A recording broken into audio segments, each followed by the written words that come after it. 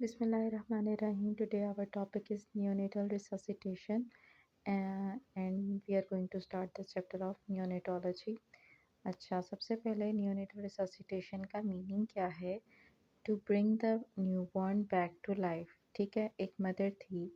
For example, she is a high risk pregnancy. It may be any cause of high risk, मतलब high risk की कोई भी वजह हो सकती है. It may be anemia in pregnancy, there may be diabetes mellitus, there may be hypertension in pregnancy. Okay, for some reason आपको वो हाई रिस्क प्रेगनेंसी है या फिर पहले ही आपने मदर से पूछ लिया कि आपके पहले बेबीज़ जो हैं वो प्री मेच्योर बेबीज़ तो नहीं थे, प्री टर्म बर्थ तो नहीं हुई थी, कोई अबॉर्शंस वगैरह तो नहीं हुए थे.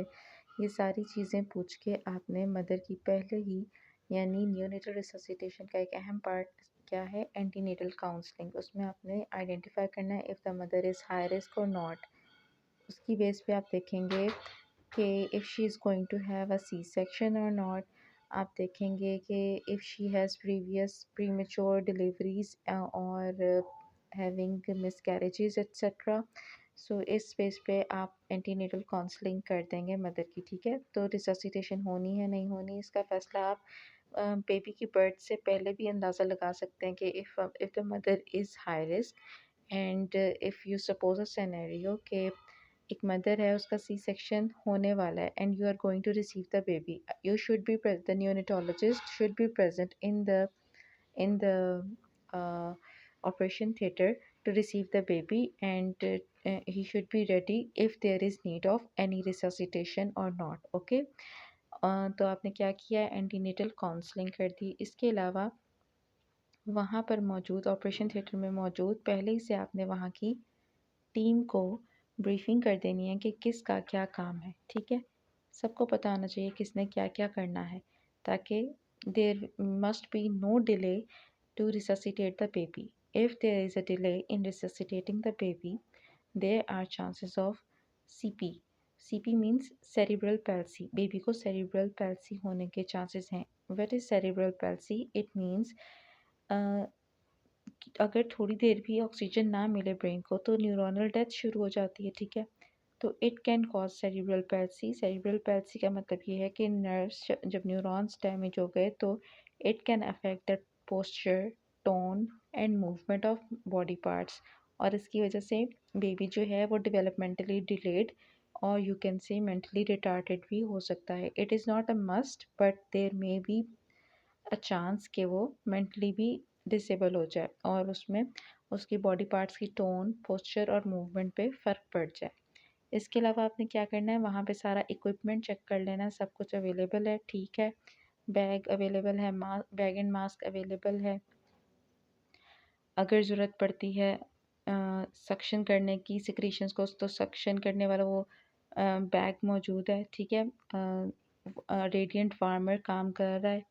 सही है, और आपने चेक कर लेना है आपके पास ऑक्सीमीटर मौजूद है, कार्डियक मॉनिटर मौजूद है. ठीक है, ये सारी चीज़ें जो हैं वहाँ अवेलेबल होंगी. ओके, अच्छा, अब आपने क्या किया कि एक मदर थी, उसका सी सेक्शन हुआ. ठीक है, and you have received the baby.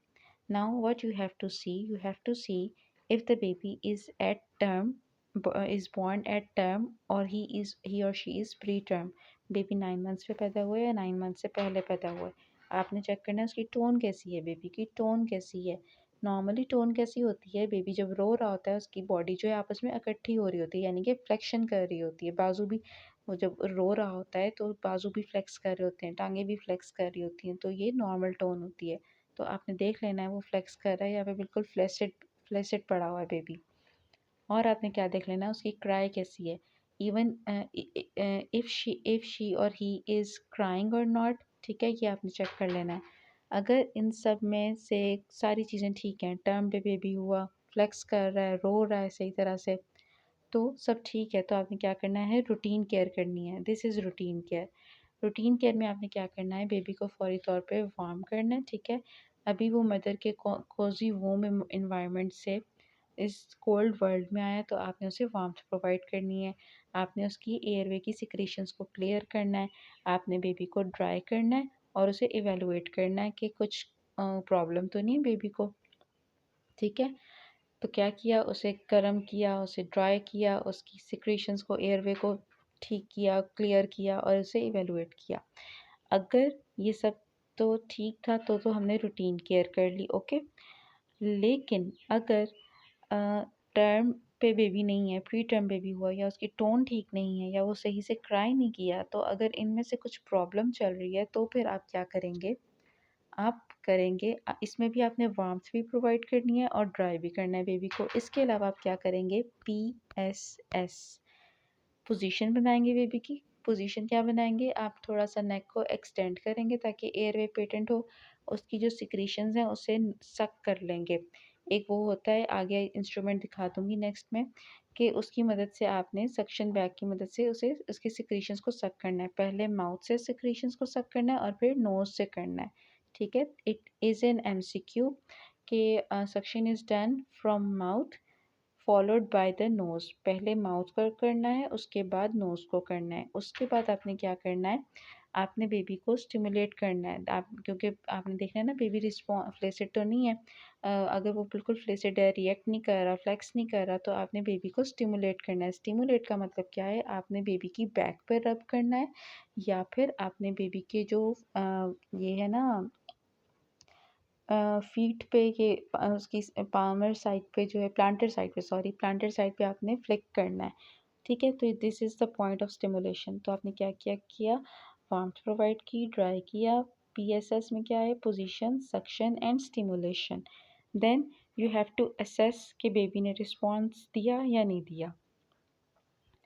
अगर तो बेबी जो है उसने आपने देखा, उसे बेबी को देखा और अच्छा पहले एक बात यहाँ पे कर लेते हैं कि नॉर्मली बेबी का टेम्परेचर क्या है, कितना होना चाहिए। 36.5 से 37.5 is the normal body temperature of a neonate, and the normal heart rate is 120 to 160 beats per minute, okay.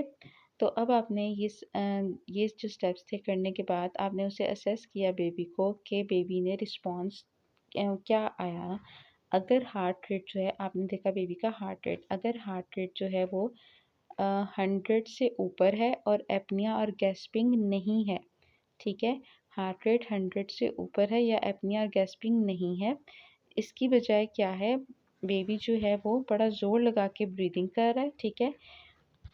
Baby जो है बहुत ज़ोर लगा के ब्रीदिंग कर रहा है, या फिर उसमें क्या है, बेबी ब्लू हो रहा है। अच्छा, इसमें एक और बात, एक्रल साइनोसिस जो है नॉर्मली भी हो जाती है, ठीक है। एक्रल मतलब एक्सट्रीमिटीज़, बेबी की जो एक्सट्रीमिटीज़ हैं यानी कि हाथ पाँव जो है, अगर वो ब्लू हो रहे हैं तो इट्स ओके, ठीक है।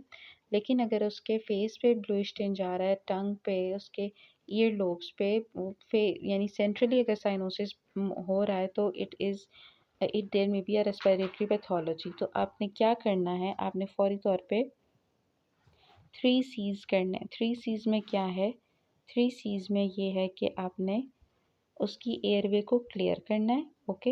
एयरवे को क्लियर करना है, सक्शंस वगैरह क्लियर करें, उसकी SpO2 को चेक करना है, चेक SpO2 ऑक्सीमीटर लगा के, और उसे CPAP करना है। CPAP क्या है, कॉन्टीन्यूस पॉजिटिव एयर प्रेशर आपने उसे देना है। पीछे आपने उसके साथ ऑक्सीजन, सप्लीमेंटल ऑक्सीजन अटैच कर देनी है, ठीक है। CPAP की भी आगे पिक्चर देख लेंगे। Clear airway, check SpO2 and do CPAP। अगर ये सब कुछ ठीक हो, सब कुछ करने के बाद बेबी ठीक हो जाता है, तो आपने नेक्स्ट क्या करना है, आपने पोस्ट रिससिटेशन केयर देनी है उसे। PRC का मतलब है पोस्ट रिससिटेशन केयर, ओके। लेकिन अगर बेबी जो है उसमें हार्ट रेट 100 से 100 पर मिनट, नॉर्मली कितना होता है 120 टू 160, लेकिन अगर आपने असेस किया बेबी को और हार्ट रेट 100 पर मिनट से कम है, या बेबी सांस नहीं ले रहा, या उसने वो गैस्पिंग कर रहा है, ठीक है, गैस्पिंग कर रहा है, तो फिर आपने क्या करना है, अगर ये सब कुछ मौजूद है तो आपने उसे पॉजिटिव प्रेशर वेंटिलेशन देनी है, यानी कि bag and mask ventilation. Bag और मास्क अटैच करके उसे बैग को कंप्रेस करना है और उसे ऑक्सीजन देनी है। इसके अलावा आपने उसके साथ पल्स ऑक्सीमीटर अटैच करके उसका SpO2 देख लेना है, और उसके साथ ECG या फिर कार्डिक मॉनिटर अटैच करके उसका हार्ट रेट देख लेना है। फिर आपने क्या करना है, उसे दोबारा से असेस करना है, रीअसेस करना है, कितने सेकंड्स बाद, आफ्टर 30 सेकंड्स। अगर तो 30 सेकंड्स के बाद ठीक हो जाता है, उसका हार्ट रेट 100 से ऊपर चला जाता है, तो आपने क्या करना है, इट मीन्स ठीक हो गया बेबी ऑलमोस्ट, तो आपने उसे पोस्ट रिससिटेशन केयर देनी है। पोस्ट रिससिटेशन में आपने क्या करना है, उसे ऊपर नर्सरी, जहाँ पे भी नर्सरी है, जैसे हमारा गायनी का डिपार्टमेंट नीचे फ्लोर पे और नर्सरी ऊपर, तो उसे नर्सरी में भेज देना, यानी कि नीको भी बोलते हैं इसे, न्यूनेटल इंटेंसिव केयर यूनिट। वो लोग क्या करेंगे, वो बेबी को मॉनिटर करेंगे, उसके आईवी फ्लूइड्स को मैनेज करेंगे, उसको अगर ऑक्सीजन की ज़रूरत हुई तो देंगे, और उसका टेम्परेचर और ग्लूकोज देखते हुए उसके टेम्परेचर को मैनेज कर लेंगे, वार्मर में रखना हुआ तो वहाँ रख लेंगे, और उसके अगर हाइपोग्लाइसीमिया हुआ तो उसको मैनेज कर लेंगे। Okay, this is post resuscitation care. लेकिन आप अगर आपने 30 सेकंड्स बाद, जब ये सब कुछ करने के 30 सेकंड्स बाद असेस किया, और अगर सेकंड टाइम भी हार्ट रेट जो है less than 100 beats per minute आया, तो आपने क्या करना है, आपने करने हैं वेंटिलेशन करेक्टिव स्टेप्स। ठीक है, आपने देखना है कि पॉजिटिव प्रेशर वेंटिलेशन सही से दी जा रही है कि नहीं। तो आपने वेंटिलेशन करेक्टिव स्टेप्स में एक निमोनिक है MR सोपा। MR सोपा का मीनिंग है, एम से है मास्क एडजस्टमेंट। आपने देखना है मास्क सही से एडजस्टेड है कि नहीं, ऐसा तो नहीं कि आपने नोज़ और माउथ दोनों को कवर होना चाहिए मास्क की मदद से। ठीक है, तो आपने देख लेना कोई गैप तो नहीं है बीच में। फिर आर से क्या है, रीपोजिशन, बेबी को थोड़ा सा नेक को स्लाइडली एक्सटेंडेड रखना है आपने माउथ एयरवे को पेटेंट करने के लिए। एस से क्या है, सक्शन करनी है आपने, सिक्रीशंस को क्लियर करना है। ओ से क्या है, ओपन माउथ, उसके माउथ को ओपन करें ताकि ऑक्सीजन सही से अंदर जाए। पी से क्या है, प्रेशर आपने एडजस्ट करना है, ऑक्सीजन लगानी है अगर तो प्रेशर आपने एडजस्ट करना है। ठीक है, और ए से क्या है कि अगर नहीं होता, बेबी ठीक रिस्पॉन्स नहीं देता, तो आपने एयरवे ऑल्टरनेट यूज़ करना है, यानी कि इंट्यूबेशन वगैरह की तरफ जाना है, ईटीटी यानी कि एंडोट्रेकियल इंट्यूबेशन की तरफ। ठीक है, तो आप अगर स्टिल रीअसेसमेंट के बाद स्टिल अगर 100 से कम था, सेकंड टाइम 100 से कम आया अगर, तो आपने ये वेंटिलेशन करेक्शन स्टेप्स करने हैं, वेंटिलेशन करेक्टिव स्टेप्स करने हैं। Okay, MR SOPA, mask readjustment, reposition, suction, open mouth, pressure adjustment and alternative airway। ठीक हो गया। अब आपने क्या करना है, अगर आपने असेस किया था बेबी को, ठीक है, और असेस करने के बावजूद असेस करने के बाद भी अगर उसका हार्ट रेट 60 पर मिनट से कम है, 60 बीट्स पर मिनट से कम है, इट मीन्स ही और she is having severe bradycardia. तो अब आपने अगर 60 से कम है तो आपने सिर्फ बैक एंड मास्क नहीं करना, बल्कि आपने पूरा CPR शुरू कर देना है। CPR में क्या होता है, आपने चेस्ट कंप्रेशंस भी देनी है, और PPV यानी कि पॉजिटिव प्रेशर वेंटिलेशन, या इसी को कहते हैं बैक एंड मास्क वेंटिलेशन। आपने CC यानी कि चेस्ट कंप्रेशंस भी देनी है और पॉजिटिव प्रेशर वेंटिलेशन भी देनी है। इनकी रेशो क्या है, चेस्ट कंप्रेशन और पॉजिटिव प्रेशर वेंटिलेशन की, आपने 3 कंप्रेशंस देनी है, तो साथ में एक बैग एंड मास्क आपने, यानी कि आपने वो बैग कंप्रेस करके उसे वो भी देनी है, ऑक्सीजन देनी है, और इसमें आप 100% ऑक्सीजन यूज़ करेंगे क्योंकि baby is having severe bradycardia. और आपने साथ में क्या करना है, ECG मॉनिटर अटैच करके रखना है ताकि आप एक्यूरेटली हार्ट रेट को मेजर कर सकें। आपकी जो ETT है वो रेडी होनी चाहिए क्योंकि बेबी को इंट्यूबेट करना पड़ सकता है, और आपको अम्बिलिकल वेन में कैथेटर भी पास कर देना है क्योंकि बेबी को नेक्स्ट ज़रूरत पड़ सकती है कि इसके थ्रू से एपिनेफ्रीन दी जाए। अगर तो CPR के बाद यानी चेस्ट कंप्रेशंस और PPV यानी पॉजिटिव प्रेशर वेंटिलेशन के बाद भी 1 मिनट बाद आपने देखना है, अगर स्टिल 60 से कम है, क्या चीज़ 60 से कम है, हार्ट रेट, तो आपने क्या करना है, एड्रीनालिन का इंजेक्शन दे देना है। ओके, एड्रीनालिन का इंजेक्शन आपने कितनी डाइल्यूशन में देना है, 1:10,000 में। ओके, 1:10,000 डाइल्यूशन में आपने एड्रीनालिन का इंजेक्शन देना है, और इसकी कितनी क्वांटिटी होनी चाहिए, इसकी क्वांटिटी होनी चाहिए बेबी के हिसाब से, यानी 0.1 ml पर kg ऑफ दिस डाइल्यूशन, या फिर इसको दूसरे यूनिट्स में करें तो 0.01 mg पर kg आपने देनी है, और अप टू आप 3 डोजेस दे सकते हैं। प्रेफर्ड रूट क्या है, अम्बिलिकल वेन के थ्रू आप दें, लेकिन आप इंट्राट्रेकियली भी दे सकते हैं। ओके, प्रेफर्ड आपका क्या है, अम्बिलिकल वेन, लेकिन आप इंट्राट्रेकियली भी दे सकते हैं।